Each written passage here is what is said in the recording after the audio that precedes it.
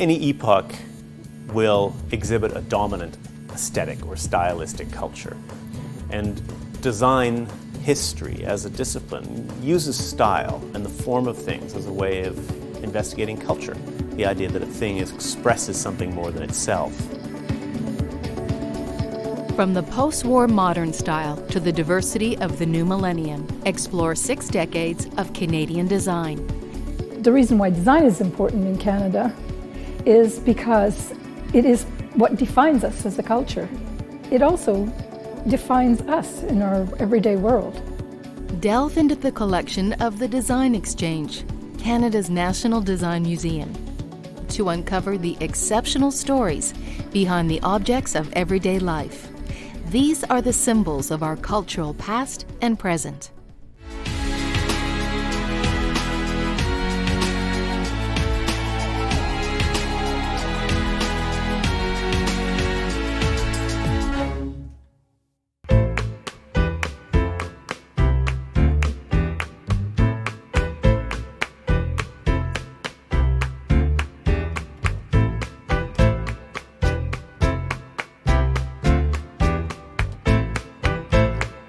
The post-war period in Canada was a golden age of progress and production. After the Second World War, Canada found itself in a time of affluence and industrial growth. As the nation developed into a true consumer society, the manufacturing sector reacted to meet new needs, producing modern objects for people to enjoy. At this time, Canada was one of the largest manufacturing nations. This was a landmark production boom. Design by Decade explores the period from the Second World War until the end of the 1950s in Canada, examining some of the most interesting modern design objects that represent this flourishing era. So the post-war period was a time of peace and prosperity for Canada. It was the baby boom. The war veterans were coming home, they were bringing their war brides, and new families were being started. These new families, they need homes, they need appliances.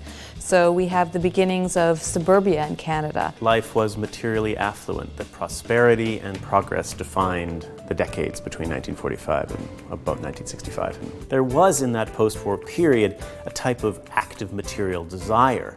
The whole notion of keeping up with the Joneses and all that implies meant that people had to buy new things, out with the past, out with the old, in with the contemporary, in with the new. Certainly in the post-World War II period, we see a type of explosion of Canadian industrial productivity.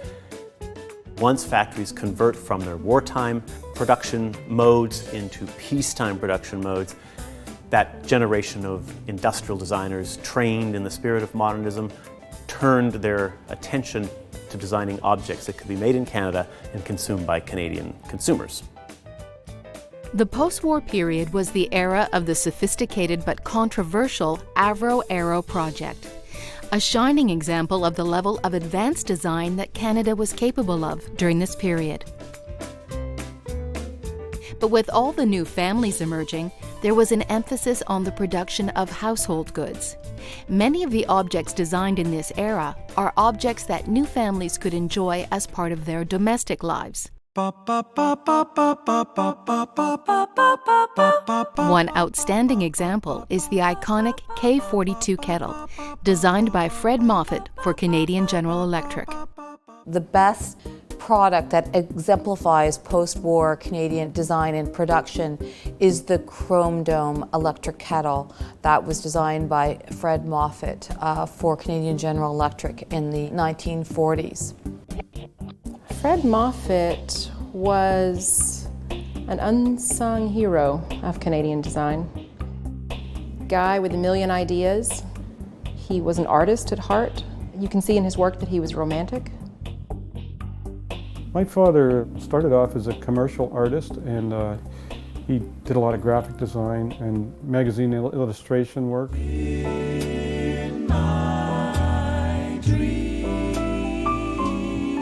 He was completely self-taught. He didn't really have much in the way of a formal education at all. He studied sculpture, he studied illustration, and that was typical. And at that time, there was no industrial design profession in the 1920s. So he started doing all sorts of two-dimensional work for GE. And then they asked him to design an ashtray, which was to promote radio tubes at the time. This was in 1938. And eventually they asked him to work on the electric kettle. In Canada, you have electric kettles in the 1930s, but what's so significant about Fred Moffat's K42, designed in 1940, is that it changed public conceptions of what a tea kettle should appear to be. What I think is really important about it is that it really was mass-produced in the tens of thousands. It also set the standard for electric kettles in Canada. It was 2-quart size, that specific chrome dome shape and sheen. If you think about the teapot as a type of model, there's a lid. You take the lid off, you put the tea bag in, you pour the water in. Moffat changed that. Water in, water out, no extraneous parts. And in that sense, it's a piece of good design because it streamlines the process of use. His tea kettle uses the shape of a headlamp from a car. It was actually an engineer at General Electric who came up with the idea and collaborated with Fred to make it realistic. This chrome headlight with an electric coil has a spout attached to it. Moffat attaches a bakelite handle, and voila, from car headlight to ubiquitous tea kettle. Millions were sold, and it becomes a type of design icon. The dome of the kettle was actually brass, but it had to be highly polished to get that finish, that luster. And so they had developed a special polishing method to create the finish on the brass before they plated it with nickel and then chrome. The original prototype that they started with had 2 different brackets to hold the handle on. My father decided, why not just have one common bracket for both? And that saved them a lot of money because they only had to produce one part. This is the way industrial designers actually have to think when they're designing products. What's interesting is that his interest in the electric kettle started with the K42, the chrome dome of 1940, and saw any number of iterations, modifications to that first design, and the subsequent invention of other forms of electric kettles. So electric kettles, and other designers participated in that culture, were a central part of Canadian domestic life. The idea of boiling that kettle and having tea. Fred Moffat was mostly famous for his electric kettles, but he also designed a wide range of products, including the electric floor polisher. It was an example of streamlined design. He worked on the casing because you didn't want to show all the guts, and you had to worry about the heat when you plugged it in, so you had to make sure there were vents. He also designed the electric space heater, which won a Milan Award. Fred Moffat was an industrial designer, and for him that meant, looking at the materials and trying to create a product that would be not expensive for the manufacturer and easy to use for the public. I might say that Fred was a prolific workaholic, and he worked for his whole life until he was actually 86. He still had clients at that age. Fred didn't see design as work. It was his way of life. It seems like the kettle business runs in the family because I ended up designing many kettles myself. Fred Moffat's original chrome dome kettle design influenced the look of many other kettles, made by both CGE and their competitors. Fred Moffat set the industry standard for electric kettles for years to come, and truly left his mark on the Canadian design landscape.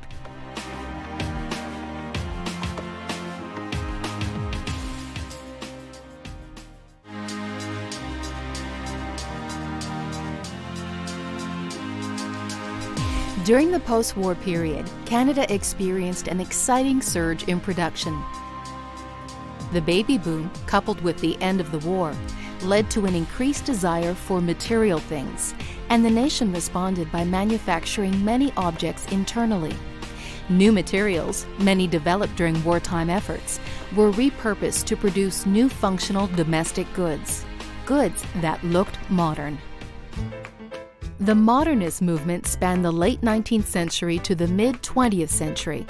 The cultural and aesthetic movement rejected tradition in favor of a new style that suited the modern world of technology and industrialization.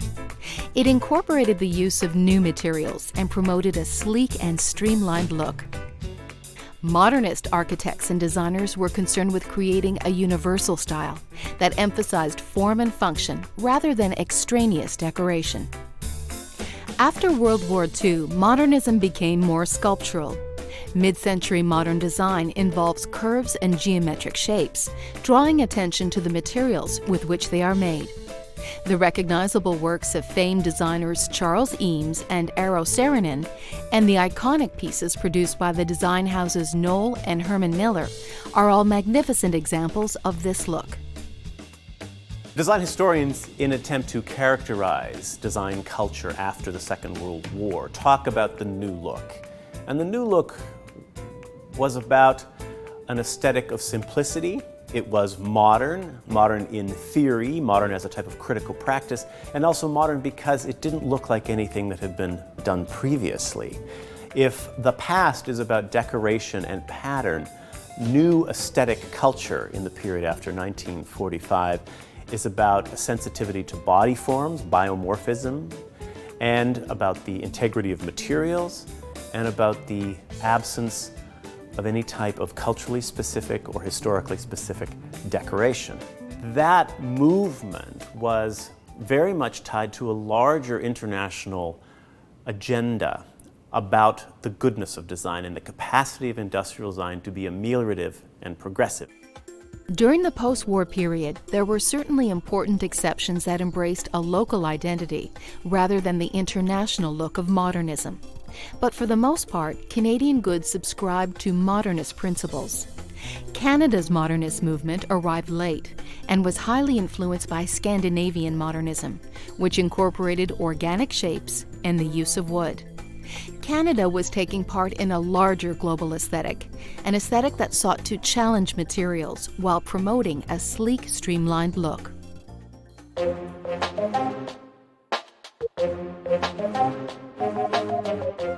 The 1946 molded plywood lounge chair represents the arrival of modernism in Canada. The chair was made by the Canadian Wooden Aircraft Company in Stratford, Ontario. The company was founded by two former airmen, Vaclav Zerwinski and Hilary Steicold, who had been manufacturing aircraft parts. Like many other factories that had been devoting their resources to making war materials, the Canadian Wooden Aircraft Company turned its attention to making objects for domestic use. It's an important chair for Canada because it reflects how modernism arrived in the country. Also, it shows, a sophisticated thinking of what to do with a surplus war material, which was plywood. Using steam to shape wood has a very long history. When one thinks about molded plywood in the North American context, one thinks of the work of Charles and Ray Eames. Now, this technology was used to great effect in the Second World War, molded plywood taking the form of boat hulls, taking the form of airplane wings, of rudders and things like that. One needs a certain type of technological infrastructure in order to steam mold plywood. The Canadian Wooden Aircraft Company had that technology. They were making wings for airplanes and like materials. So to turn that technology's attention and capacity to making furniture is logical. That had happened is in keeping with the larger cultural movement at the time to take war industrial practice and apply it to domestic concerns. So this chair is very much the product of its environment within the context of its time. So Steicold and Zerwinski's lounge chair is significant for any number of reasons. But for me, what's so striking is when you get up close to it, you see how thin the supporting body of the chair actually is. We're talking maybe a quarter of an inch of layers of plywood steam molded. You can look at the way the chair's put together. So there's this dramatic curve at the bottom. It allows for the seat to be affixed to the structure of the chair invisibly, because when you look at the front of the chair, all one sees is this rather poetic, bulging, bolster-like effect. It swings up, makes this wonderful dip, fitting the contour of the body, and then the completion of the curve is here. So if you just look at this lovely poetry of this piece. You know, they weren't designers, these guys. They were war heroes and they were engineers, and they weren't creating original designs per se. This chair, in terms of the history of like chairs, makes direct reference to a chair designed by Alvar Aalto for his sanitarium in Paimo, Finland. However, what's interesting about the Canadian chair is that it's technically advanced and yet stylistically modest. And yet, I wouldn't say that Canadian design culture is really ever about stylistic sophistication. Modernism, in its implicitly egalitarian and democratic desires, wanted things that were accessible. We don't want furniture that would differentiate class standing, that rich people can have this and poor people can't. So in that sense, the modesty of the Zerwinski and Skycolt chair is its Canadianness. The lounge chair is significant not for its level of sophistication, but because it makes a commitment to modern design. With their line of modern molded plywood chairs, the Canadian Wooden Aircraft Company had successfully shifted into the world of domestic production.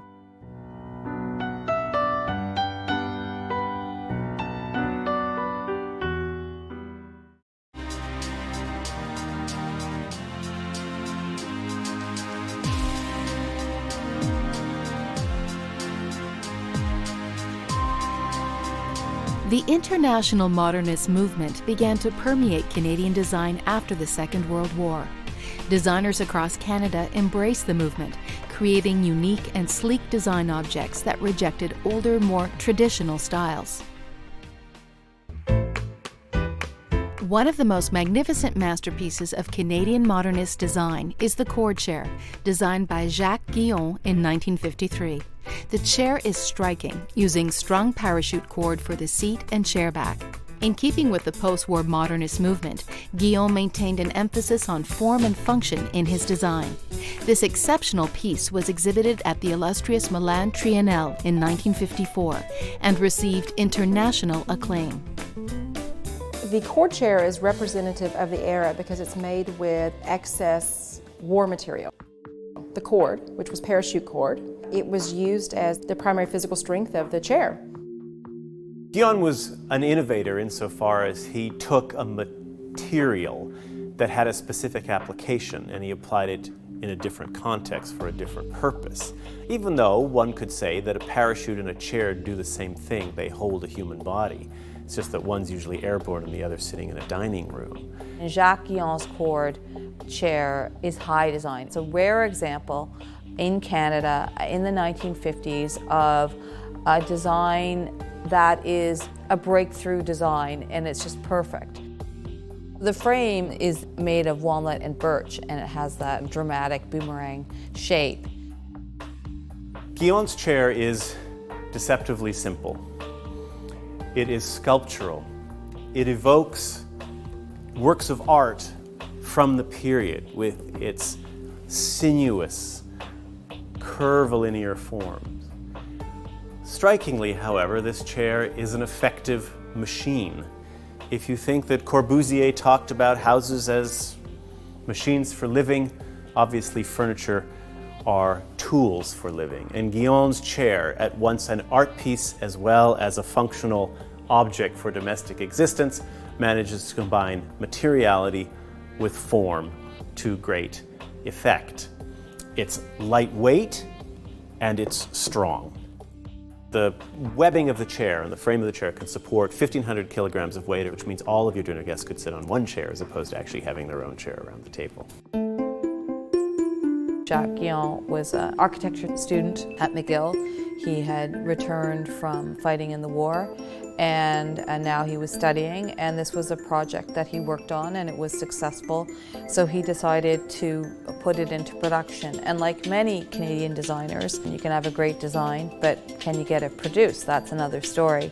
So initially he made the first run, and then he found a manufacturer in the States, and the manufacturer also made tennis rackets and cross-country skis, and the chair was mass-produced and sold in the tens of thousands. And I remember when I was doing my research, I saw an ad in the New York Times, and you could see a full dining room set of chairs being advertised and sold at Lord & Taylor's. So that's quite an accomplishment for the 1950s. For Jacques, it was more important to say that this chair was mass-produced, that this was not a limited run. That was his message to me. The cord chair had been out of production for over 40 years, but in 2009, it was successfully reissued by the Canadian design firm Avenue Road. With the help of Jacques Guyon, they have released an updated version of the legendary object. The cord chair is once again being mass-produced, testament to the ongoing significance of this design. The piece was an industrial design masterpiece as far as we're concerned, and really did receive quite a few accolades, and then sort of was lost in the shuffle of design. When we were consulting with Jacques Guyon, he was extremely passionate about the piece and still is, and was actually quite involved in the redevelopment of the piece. There are only slight differences from the original chair to the current one. The cording back then was a nylon-based product, whereas the cording now is actually a far stronger material. It's Dyneema, which is the equivalent, if not stronger, than steel. So for its diameter, it's quite strong. There are a few minor design differences in leg splay and height, but very minor. When people first see it, they see, oh, is that safe? Is it strong enough? But once they sit down in it, they realize not only is it strong enough, but it's comfortable, and it's a beautiful piece that's not too imposing. I think it's great that Avenue Road is reissuing Jacques Guyon's chair. People didn't know that Jacques Guyon designed this, and this is in museums outside of Canada as well. So if Avenue Road is actually reissuing modern design, and it's modern Canadian design, so much the better. I mean, reissuing modern classics happens all the time, but it doesn't happen as much in Canada because we don't know what our classics are. What Guyon was able to do was really create a masterpiece, to synthesize the materials and create this kind of incredible tension of lightness and strength at the same time. It was a paradox, really. It fits into the history of Canadian design in terms of aesthetics perfectly well. It's modern, it's interested in new materiality, it's a sculptural object, and yet it's a chair. Hundreds of thousands of units were sold. Guyon took out a patent in the United States, which suggests how important it was recognizing there was a commercial market for this highly modern object in the United States, which of course, for any Canadian designer, is a type of nirvana. The idea of taking industrial and military materials and applying them to domestic production was characteristic of the period, and Guyon did it with such remarkable success. The relaunch of the cord chair demonstrates its enduring impact on current design. Mid-century interest in materials led to the creation of some of Canada's most significant design pieces, and represented this country's earliest contributions to the world of contemporary design.